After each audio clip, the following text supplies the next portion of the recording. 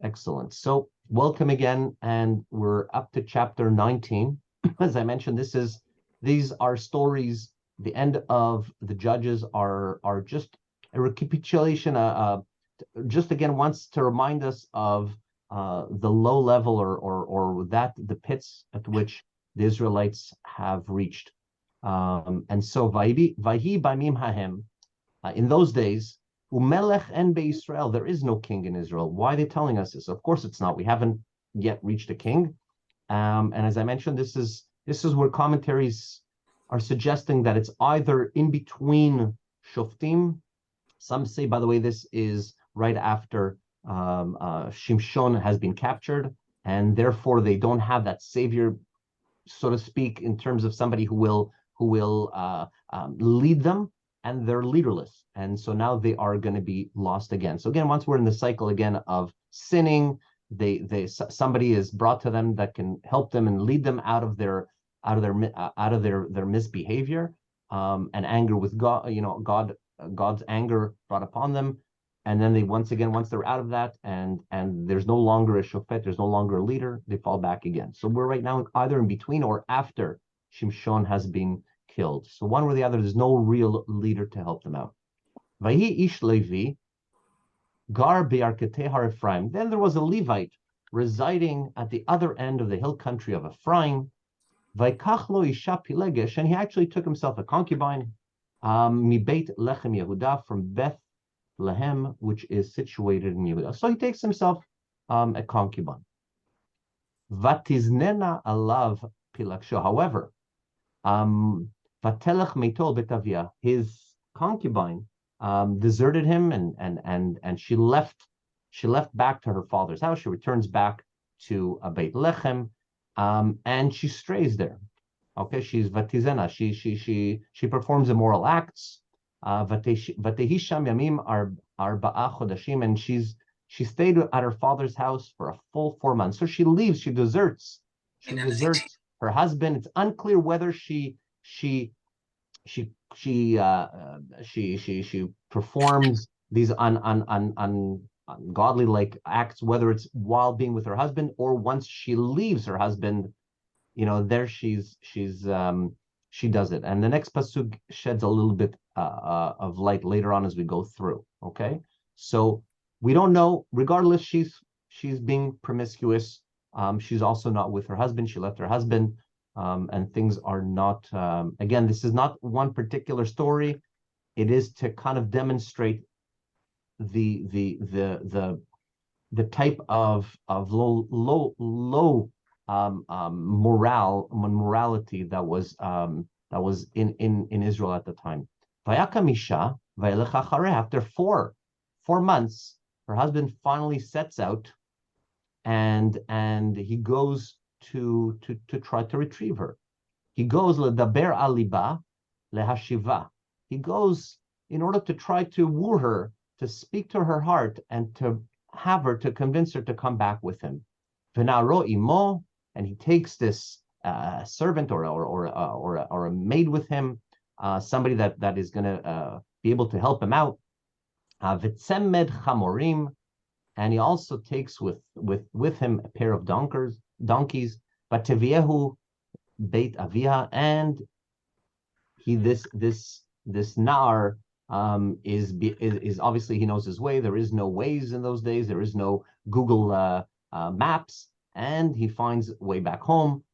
Vayirehu Avia Nara, and there he sees the woman's father sees him by Smach Likrato, and he actually is very happy to see him. So his father-in-law sees him, and he's very glad to see that he's coming. Vaychazek bo chotno Avia Nara, and his father-in-law is presses him and tells him Vayeshev ito shloshim, and tells him stay with us, and he sits there for 3 days. Vaychlu vayshtu vayalinu sham, and I guess there's some kind of repairing of their relationship. They're eating and they're drinking together. There's some kind of merriment. So it's not. It seems like it's not a very stressful situation. They're trying to mend. They're having a good time together. Vahi bayom revi'i, on the 4th day, vayeshkimu baboker, they wake up in the morning, vayakam lalechet, and the man is about the man wants to return back home. Vayomer aviha nara el chotano. But the young woman's father said to his son-in-law, Se'ad libcha pat lechem v'achar telechu. You know what? Just before you leave, let's have one more meal. Let's eat something so that way you'll be full, and afterwards you can leave. How's that? Don't rush. Just wait a little bit. Let's do this in a slow way. So the husband vayishvu, and he sits vayachlu shnehem, and they sit and eat together. Them two yachdav vayishtu, and they also drink. Vayomer aviha narai la'ish, and so the young woman's father said to the man, Ho'elna velin vitav libecha. You know what? Now that you've eaten, you're gonna get a food coma, so to speak. Why don't you just take a little rest, stay overnight, and enjoy yourself? Why are you rushing? It's a long trip. However, the man he gets up and he started to leave. However, his father-in-law kept on urging him. He said, "Oh, why? Just stay with us." And so he says, "Fine," and he convinces him, and he stays another night, and he stays there, and he sleeps there. And early in the morning, the fifth day, he wakes up early, in order to leave. And once again, his father-in-law tells him, why don't you go and have a bite and fill up your heart? In other words, until that you feel full. And he said, come have a bite. And the two of them ate slowly and into the day. In other words, they spent a lot of time. They let the day almost pass, and they both had a very good time, and they ate. Once again, after realizing that he's been, he wants to leave, he gets up and wants to wish his father-in-law goodbye, and he obviously convinced his concubine wife to come with him, and his help as well. And once again, his father-in-law says, look, most of the day has passed already. There's not that much left in the day. You can't really travel at night. It's dangerous. Linuna, please, for your security, why don't you just sleep here?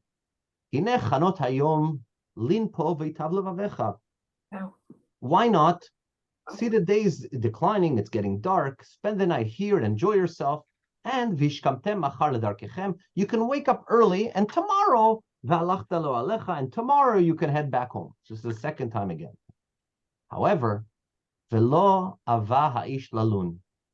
Finally, the man refused, put down his foot, said, no, we are not staying here for the night. Vayakom vayelech, and he gets up and he goes. And he reaches this place, Vayvo ad nochach Yevus. He's in the vicinity of Jebus, and which is on the outskirts. Yerushalayim, it's on the outskirts of Yerushalayim. And again, ve'imot tzemet chamorim chavushim ufilaksho imo. And again, he had those two pairs of donkeys which were laden with full of things, and his concubine was with him as well. So he finally decides, he leaves, and now he's reached somewhere on the outskirts of Jerusalem. Yosi, is there a reason why she's referred to as a concubine and not his wife? So most likely in those days, he most likely had, there is a bit of a difference between a wife and a concubine, especially also in halacha. And I'm not an expert in this, so I'm not going to try to tell you the difference, but there is a difference in terms of especially the offsprings, what they are considered in terms of inheritance, nachala, and carrying the family name. So a concubine are usually more of, how can I say it? They are wives, but they're not primary wives. I know it's almost it's bizarre for us to, but almost they have one, they have their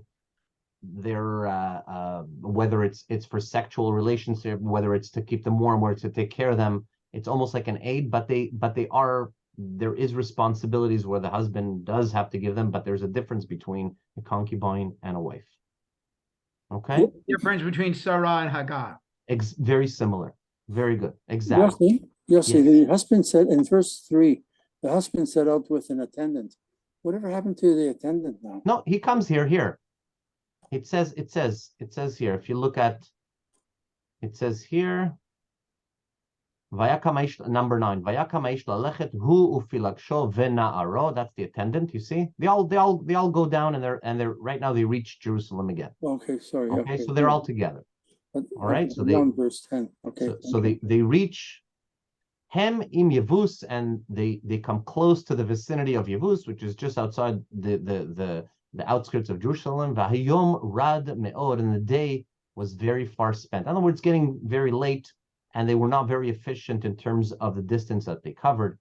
Vayomer hanar ladonav, and here you have the attendant, which tells his master, Lechana venasura, let us get off the road, let us turn into town. Here, Haivusi Hazot Minalin Sham, let's turn into this the village, or if you want to call the community of Yevusi, which is one of those nations, by the way, that were supposed to be kicked out, but obviously there's still pockets of previous dwellers there, and there's a Jebusite city. Let's go over there and let's go into a town. Let's find a Hilton Garden Inn or something, and we'll call it a night, and we'll continue in the morning. Vayomer elav adonav, and his master, in other words, the husband, tells him, Lo nasur el ir nochri. No, we are not going to turn into a town of aliens. Nochri here is in non-observant. In other words, who are not our brethren. Asher lo mibnei Israel hena, who are not part of Bnei Israel. Ve'avarnu ad giv'ah. Let us travel a little bit more until we reach Giv'ah. Okay, so let's continue just a little bit more. Vayomer lanaro. Lech v'nikreva be'achad ha'mekomot velanu v'giva ovarama. Come, he tells his attendant, let's go, let's get closer to those places where we have our brethren in there, and we can spend the night either in Giva or in Ramah, whatever, one of those communities over there. I'm sure they'll have beautiful accommodations, perhaps even with a pool, who knows, maybe breakfast included, but let's go and find ourselves another place to pass the night. Vayavru, so they traveled. Vailchu vatavo lahem hashemesh. However, they continued to travel. I guess they didn't recognize the Avad, but the sun started to set. Etzel Hagiva Asher Binyamin, near Giv'ah, which is in Binyamin. So they traveled even further until finally it gets dark, and they are really near Giv'ah, which is in the section owned by of Binyamin. Vayasur Sham, they get off the road and now they go into the community. Lavo lalun bagiv'ah, they want to go and find a place where they can sleep in Giv'ah. Vayavo vayeshev b'rchov ha'ir, they park and they settle right in the middle on Main Street, in the middle of the town square. Ve'ein ish me'asef otam habayta lalun, there is nobody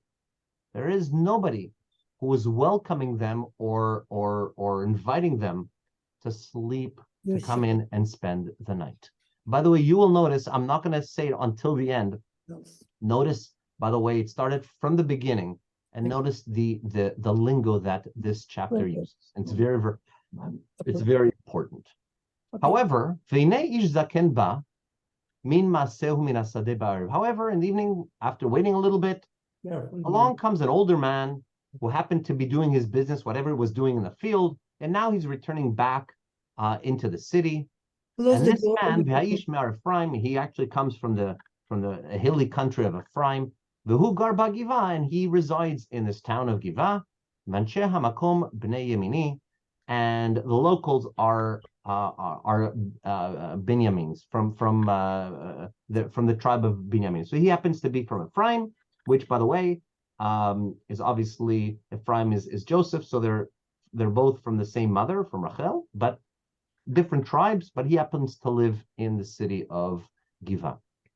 Vaisa einav vayar et haish haorach b'rchov ha'ir. So he happened to notice the wayfarer in the town square. So this old man raises up his eyes, and he realizes that there are travelers here. Vayomer Aisha Zaken. So this older man, recognizing that there are strangers there, obviously perhaps looking, I guess there was some kind of a sign where you parked that people knew that you were traveling and they invited you in. So this old gentleman tells them, recognizes, and he asks them, Ana telech u'me'ayin tavo, where are you from and what's your final destination? What's going on? Tell me the story. What's going on? So Vayomer Elav, and so the husband tells him, Ovrim anachnu mi Beit Lechem Yehuda ad Yarketeh Har Ephraim. So it's telling him, we happen to be traveling. We started off in Beit Lechem, which is in Judah, and we're actually traveling to the mountainous country, the hill country of Ephraim. Misham Anochi, that's where I am from. Vailech ad Beit Lechem Yehuda. I've traveled all the way to, and he's telling him why he did. I'm traveling. Vet Beit Adonai ani holech. I am made a journey to Bethlehem of Judah, and now that I'm on my way to God's house. Ve'enish masepoti habaita, and there is nobody who is inviting us, to letting us, opening up their doors in order for us to stay. So he's telling him, I'm going back to home, and I don't have a single invitation. No, nobody's opening up their home to us. Not only that, we don't need much. We brought all of our stuff with us. We have straw to feed our donkeys, and bread and wine for me and your handmaid. We lack nothing. And so finally the old man says, peace unto you. Rak kol machsorcha alai, rak barchov al talan. Please, let me take care of all your needs. Do not on any account spend the night outdoors. Come in and please let me be let me host you. And he accepts. Vayveo levekto, so the older man, gentleman brings him to their house. Vayavol lachamorim, and he mixes food for the donkeys. They even give him water to wash their feet, which was a sign of welcome and a sign of coming in and resting. V'achlu v'ishtu, and they ate and they drank. Heima metivim et libam. Finally, they are enjoying themselves. They're filling up their bellies. They're having a grand old time. V'hine anshe ha'ir anshe vene velial. And the men of the people of the city, these are Vnei Velial, which is kind of a derogatory term.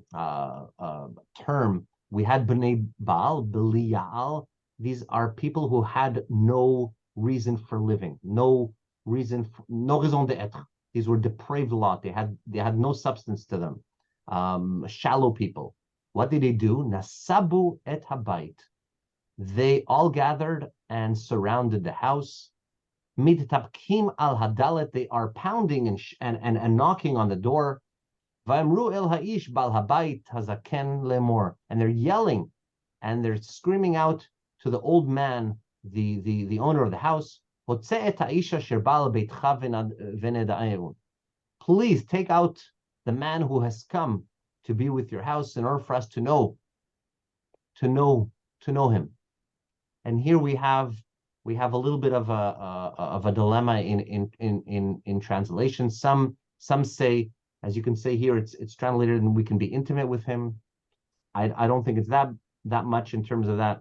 But nonetheless, he was kind of not welcome until they know who the heck is here. That's what's going on. Does this story so far ring? Does it sound familiar to anybody? No?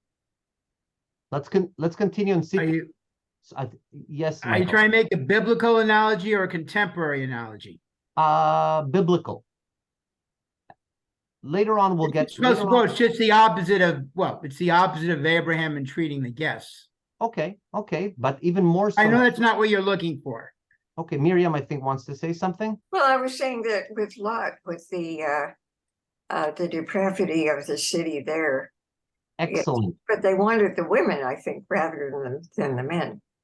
Well, excellent, Do you Miriam. think it's So Sodom and Gomorrah, Yossi? that is correct. This is exactly almost verbatim. If you look at the linguistics, if you look at the words chosen, if you look at the situation, the way it's described, it is a copy and paste story.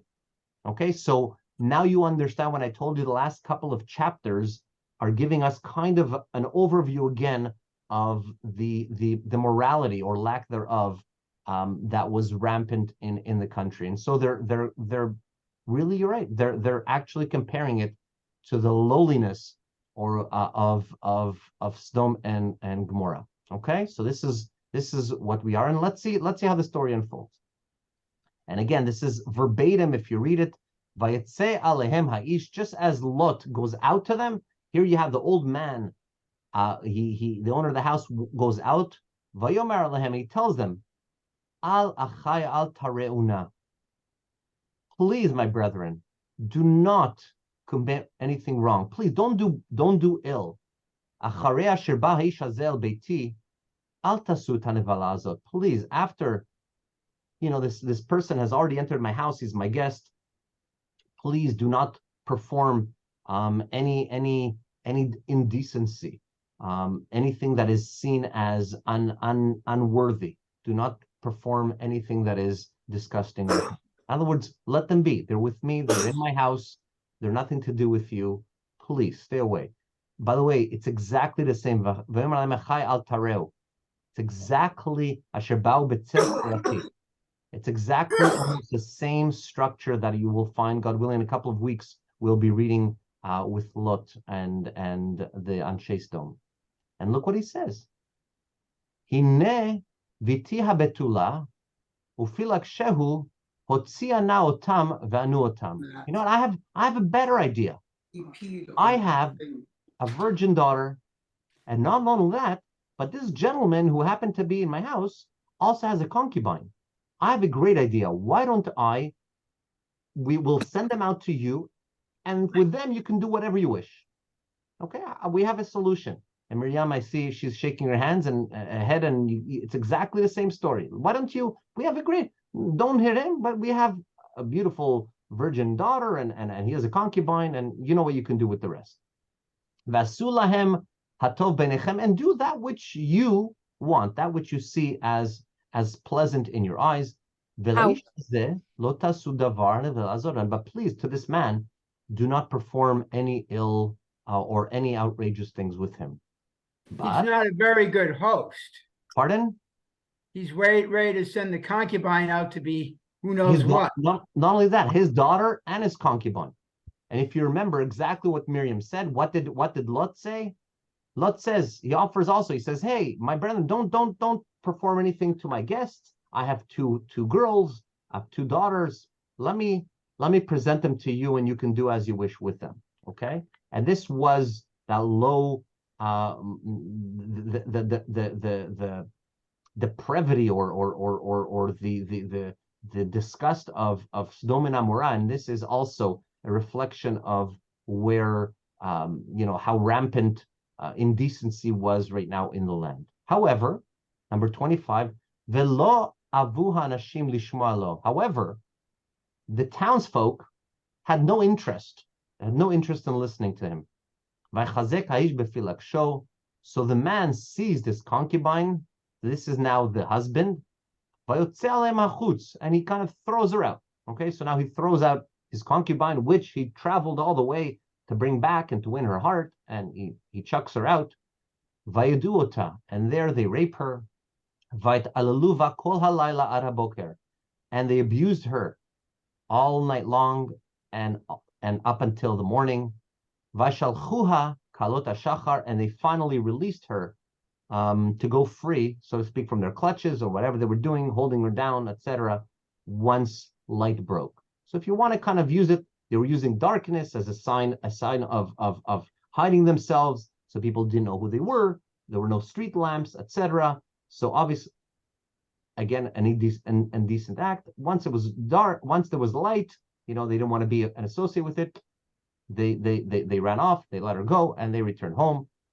So he didn't really even care about the concubine in the first place. And so his first time that we have, by the way, first time we have reference to what? Husband. Haisha. No, vatavo haisha. Here it's the woman. Haisha. Well, Shaar usually can mean a wife. Well, yeah. So here now we have it's more of now this wife finally comes back, or woman comes back after she was defiled. Vatipol petach beit haisha sher adonai shamad haor, and she collapses at the entrance of the man who is housing her husband. So at the old man's home, she collapses at the door from abuse, from I don't think we have to go into great detail. We understand that she did not have a pleasant evening. More than that, she has been totally violated, and both, I'm sure, psychological and physically, she just is totally exhausted, and she collapses at the entrance. Vayakam adonea baboker, and then her husband. Notice the language. Do you notice the change? Aishan adonea, now her master, so to speak, wakes up in the morning. Vaiftach delatot habayit, and he opens up the doors of the house, perhaps for air, some light. Vayetzel alecha de darko, and he wants to go out on his way. V'nei haisha filaksho nofelet petach habayit. Suddenly he realizes that his wife, his concubine, is collapsed there, is lying at the entrance of the house, ve'adea al hasaf, and with her hands trying to hold on to the threshold, the doorway. In other words, she's trying just to keep on to, maybe she wanted to enter, but she just did not have enough power. She just didn't have any energy. But she's there in the front. Vayomer eleha, and he tells her, Kumi v'nelcha ve'inone. He tells her, let's go, come on, get up and let's go. But there's no response from her. Vaikachea lachamor, and so he puts her onto the donkey. Vayakam aish vayelech limkomo, and so this man continues on his journey. So in other words, he puts her on just like a sack of wheat or whatever they might carry, throws her onto the donkey and says, come on, let's continue going.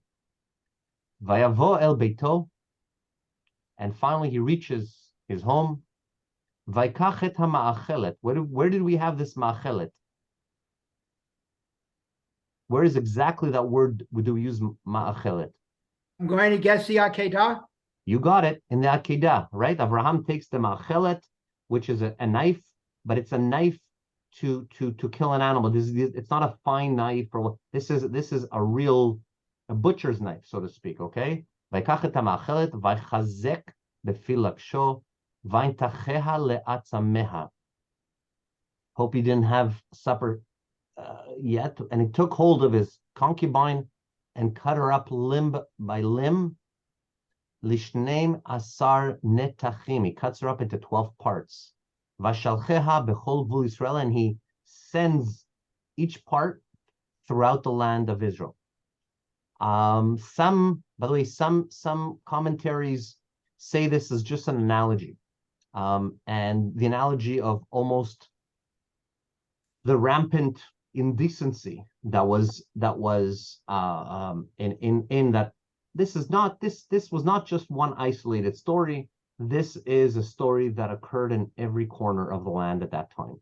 Some of the disgust, some of the immorality that was taking place. In any event, we'll take it for face value that he cuts her up, he chops her up, sends 12 pieces all over the land. Why? Vayachol haroeh ve'amar lo nita v'lo nirata kazot. Why? And everyone who saw it cried out, never has such a thing happened.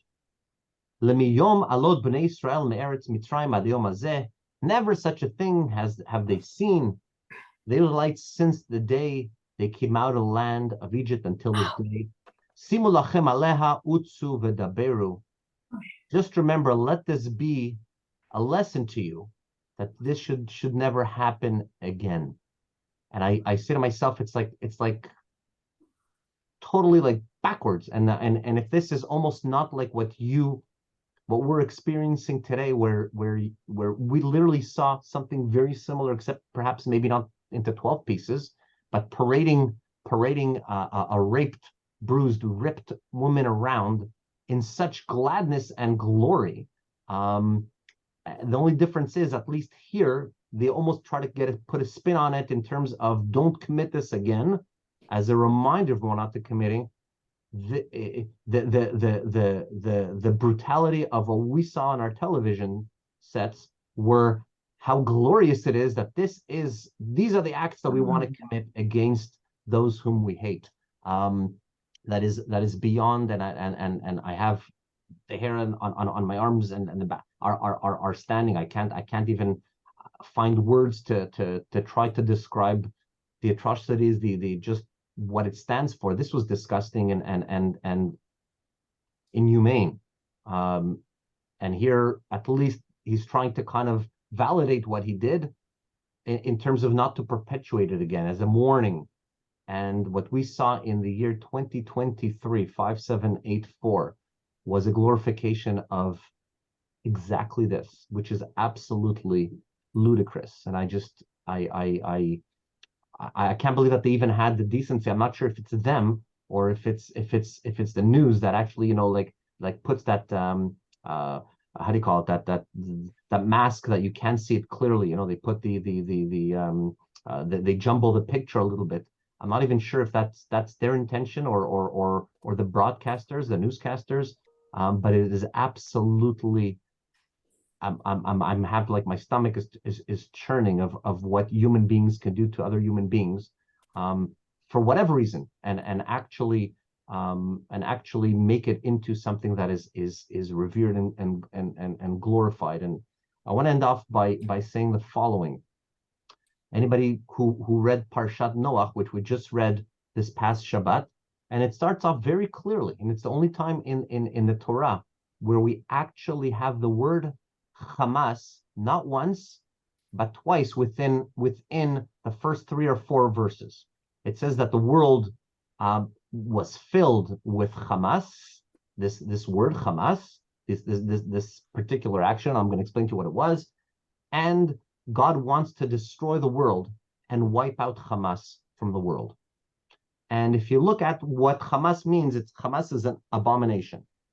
And you read different commentaries, and they say that there was murder, there was sexual discrepancies, all of things that still take place today. These things didn't cease to happen. So what was so grotesque or abnormal that God saw all these acts of immorality, that God had to wipe the world out and start anew? What was done? And our commentaries answer that what is Hamas? Hamas is not only performing acts of immorality, and it's a bunch of different things. It doesn't have to be. It's not only murder. It's not stealing. It's all of it together. But what is the act of Hamas? The act of Hamas is turning that into something that is glorified and revered. In other words, not only giving yourself or justifying those acts of immorality, but beyond that, making them a glorious act. And that is exactly what you saw on that truck, and what you saw them throwing in, incinerating bombs and all those stuff, and decapitating. And they are there cheering this act on. That is what Hamas is. And that is why their name is Hamas. It's not by chance. It's not by chance. And just know that history does repeat itself. It's absolutely deplorable. But there's a reason why we read Parshat Noach this past week, just to remind you that anyone and all those marches that are trying to give any credence or justification for any of those acts, it's all part and parcel of that, not an inhumanity, but absolutely against the values that we and what I mean by we, not only as Jews, but our society holds important. And that is why it's not only about Jews, which is the beginning of the reason to behave this way, but our society is being questioned right now. I don't have to tell you about universities, et cetera, that are keeping silent. These are supposed to be, higher education. They moved our our intellect into a new sphere. And here we have these Hamas, these acts of inhumane atrocities that are glorified and seen as, wow, heroic. These people, what they can do to, I don't know if you saw the Israeli 7-year-old or 6-year-old, and that he's kind of thrown in a circle of Palestinian boys, and they're all whacking him and hitting him and teasing him and pulling his hair. It's barbarism, at least, and it's barbarism in light in time of enlightenment, when you think that we should know better. When, don't tell me that the Palestinians don't have access to the phones. They have all this information. They're also part and connected into this world, but they just warp it and turn these beyond indecent acts into acts of that they think is heroic. And that is a very, very dangerous thing, which God has instructed very clearly that has to be wiped out. And it's not only just for our sake, but for the sake of humanity. And I just hope that we're not seeing, this could be the brink of World War III if God forbid, just one wrong move by one wrong nation or whatever, and another somebody else sees a green light to do whatever, whatever they want to do. But let's just pray and hope that next time we get together next week, that there's peace, there's at least a little bit more of calm in that part of the world, and for us as well, for everywhere. And this is where we see, no matter whether you like it or not, Am Yisrael is one and the same. No matter where you stand, don't forget those people who were butchered, who were murdered at that music. These were all people yelling there and screaming for peace, whatever they're. And I'm not saying it in terms of political divide, but they were on the left side, that they were willing, let's give them whatever they want, just let's live together, live in peace, etc. That is what they were there, and this is to whom they specifically targeted. They knew there was a music festival. They know exactly, by the way, what that stands for. They do not care. They murdered any Arab Israeli. Didn't have to be even a Jew. If you lived on the country, you were part and parcel. Whether you were from Malaysia, whether you were from Philippines, it did not matter. As long as you were seen in that area, that is who. You're not them. They want your destruction. And let's hope, again, like I said, next time, God willing, that we meet together, that we have other things to talk about and breathe a sigh of relief, not only for our brethren, but really for humanity in its totality. And anybody want to say anything? Well, Yosi, I'm sorry that I came in late. I got a call from Statistics Canada, and I couldn't push it off. Were you in Israel? I was not. Rabbi Shaar went to Israel last week, and I believe he shared amazing. He on Friday he shared his whole trip with us through not only verbally, but he took pictures, he took videos. He went to visit. He brought, by the way, as much as he could, items that the Israelis need, particularly soldiers and army bases, things like phone chargers, batteries, lights, etc., a bunch of different things. And he also went to visit, unfortunately, quite a few Shiva houses and wounded soldiers and wounded civilians in the hospital. And and even the rabbi said, and at times, he almost wanted to, he couldn't keep it together as he was living, his experience and seeing it. But throughout everything and throughout all the horrific, explanation that he's getting, he says they couldn't be stronger or more fortitude in their endeavor of restoring Israel's peace than now, in terms of being unified, recognizing that, as difficult as it is, I think for us that the hard part is that we might not feel, it took place, all those murders were so far, but we're hurt. but we're kind of like set far enough where we can't really feel, what the repair is in terms of how the country's coming together. We see it in photos, we see it, we hear about it, but we don't really, it's not palatable for us. And he says in Israel, it's unreal. You can't feel, whether you hear the sirens or not, you can't feel safer than in Israel. It's a very bizarre thing. And I tried to explain it. I have some non-Jewish friends, and they're like, okay, are your friends, are your family coming in? Were they able to get on a flight and come back here? And I'm trying to explain to them that no, they live in Israel. They're Israelis. They're not coming here. Yes, there are those foreigners that are not used to that, and I understand that it could be scary, but when you really tie down to the land, and I know I've been there when they had the rockets, I've been there during the Intifada, there was not a safer place that I could tell you that I felt than in Israel itself. Mm-hmm. The fact that they're checking for bombs or whatever it is when you're entering a mall, it's part of what they're doing, but there's no better place or safer place than you can feel there. And we have to understand that this is because of what they're in a tough neighborhood, but that you have 7 million people, watching your back. Whereas tomorrow, here Rabbi really Shaar is going to talk about it. where on here Tuesday. we are Tuesday. outsiders. Tuesday. So Tuesday teaching.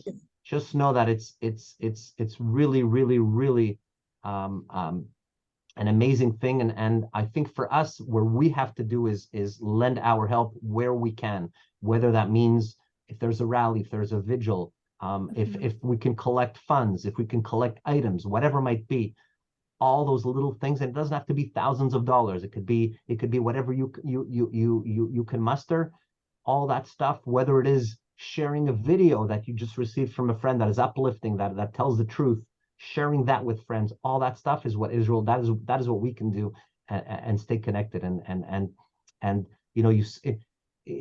the videos coming out of Israel more and more now are such unity. I received before Shabbat. I don't know. Did you see the two soldiers singing with a guitar? Did anybody see that? No. Did you see saw that. I tell you, brought me to tears. Dancing. Amazing. And that's two soldiers. They said we just ducked.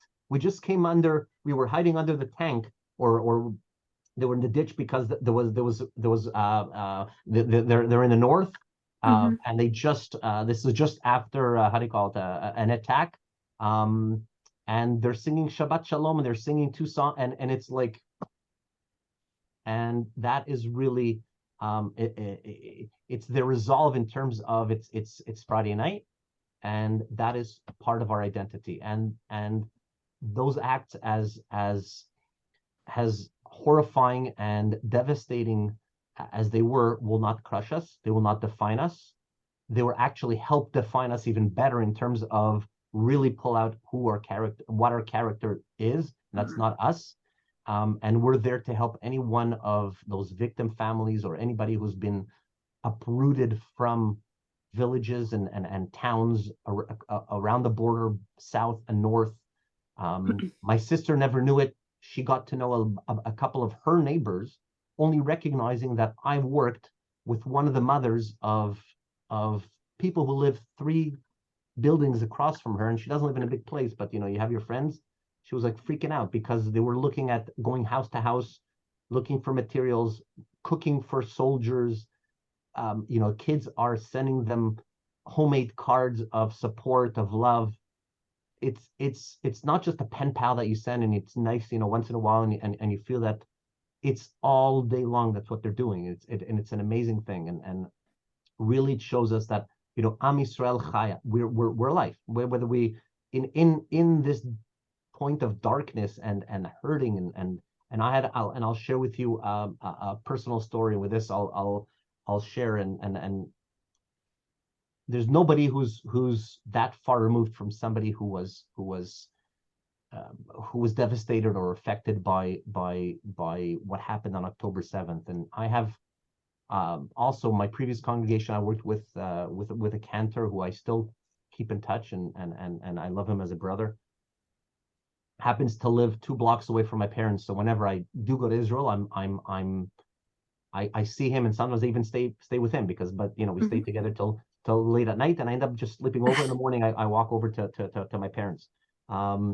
And his son, who finished the army a year and a half ago, Minus you, I'll call you right back. he also wanted, he loves working in synagogue for community, etc. And he created this program that he actually sent out to a couple of congregations, including, by the way, the Hashomayim, except that, and Rabbi Shaar actually wanted to hire him, but he already accepted a position in Toronto. He's a teacher.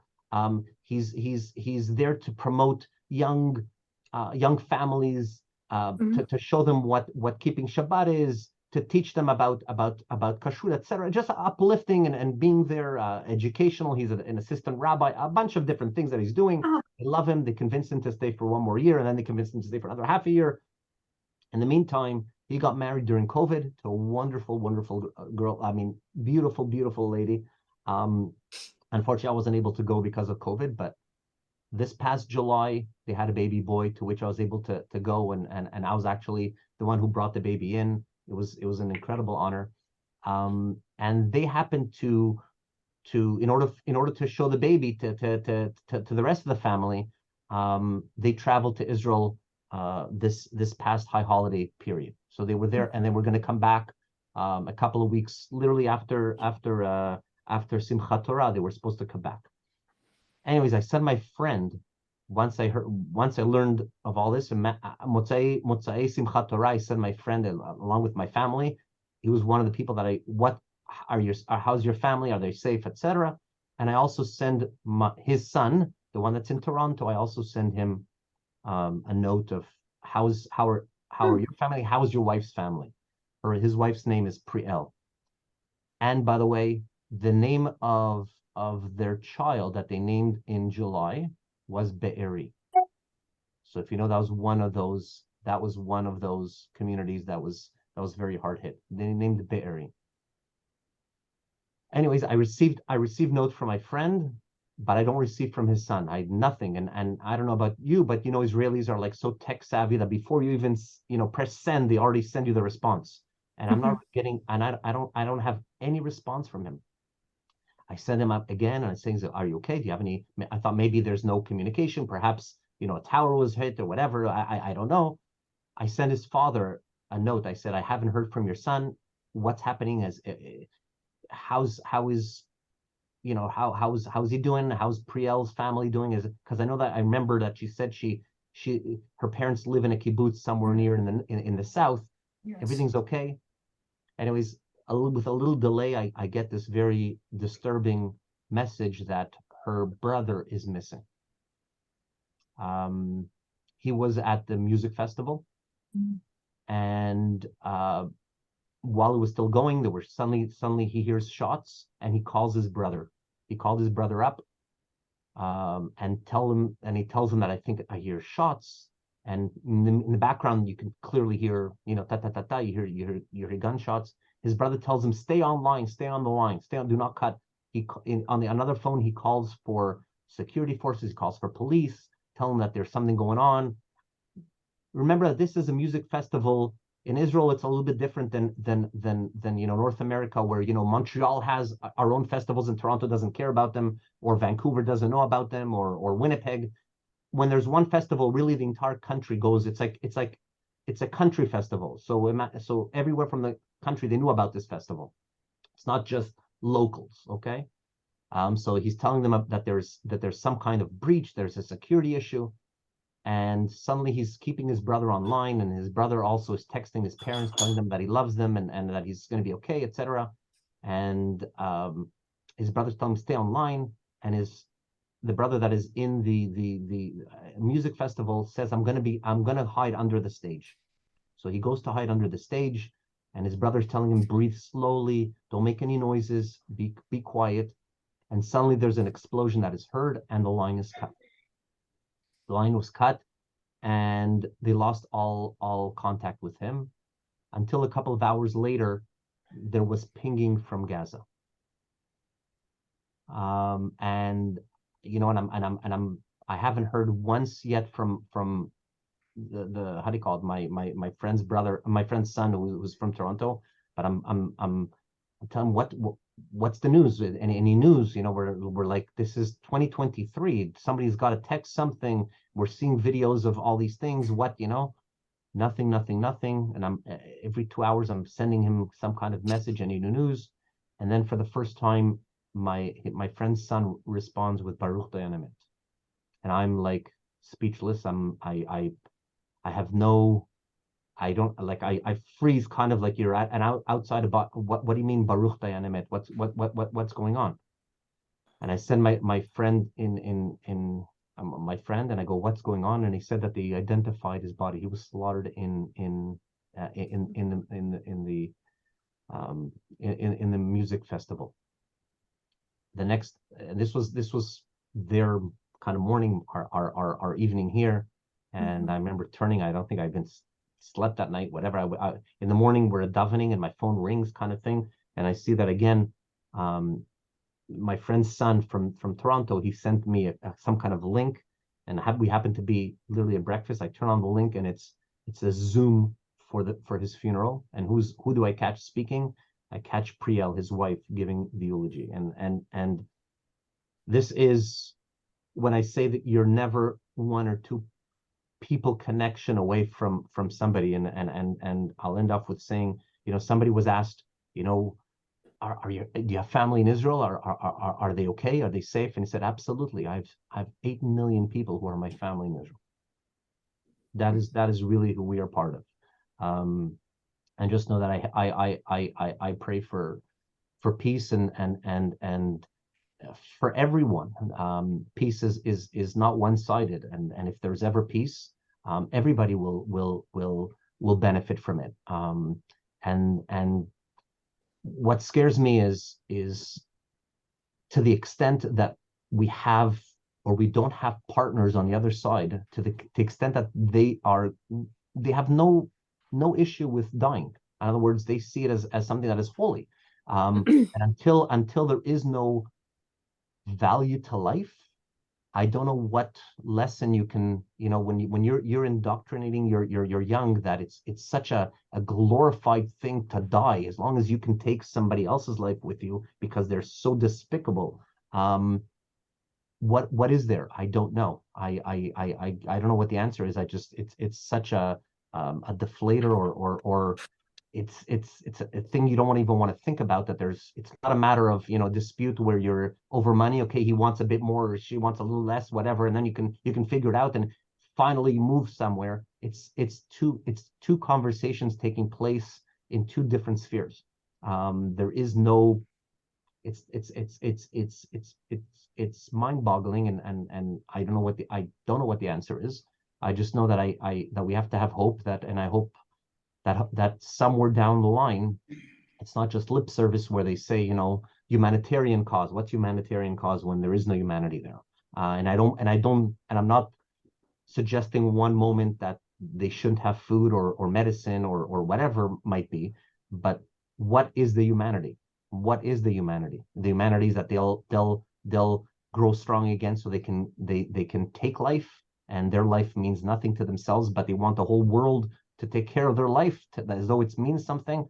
I don't know, but I hope that there is going to be some kind of resolve. And as I said, maybe next time that we have our lesson, that we can be there should be a sense of hope and taking place. And I don't know if you heard, but I think there was a talk about 50. They released 2 hostages. Now they're talking about another 50.